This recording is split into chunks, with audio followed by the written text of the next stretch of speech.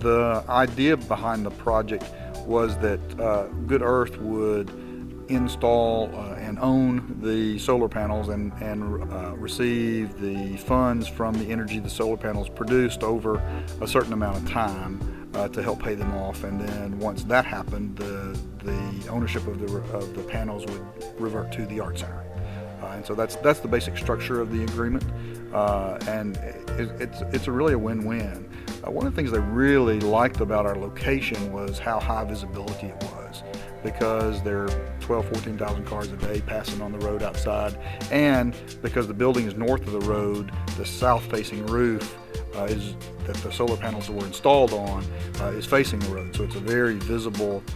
very obvious location, and so we're really looking forward to being an educational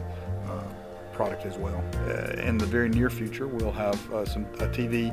in our Welcome Center that will be hooked up directly to the internet and through the internet to the converters themselves, and it will show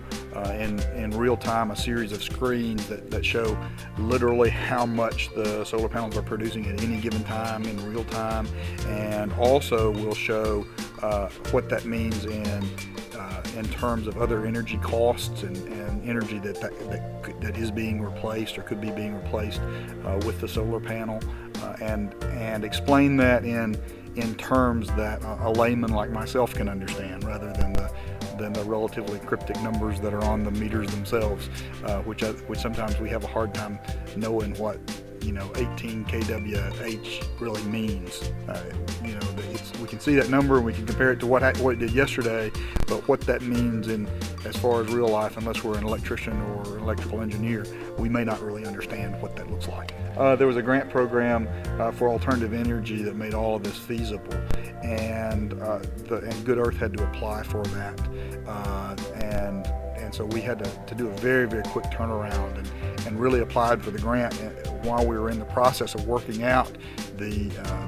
rental agreement for installing the panels themselves. So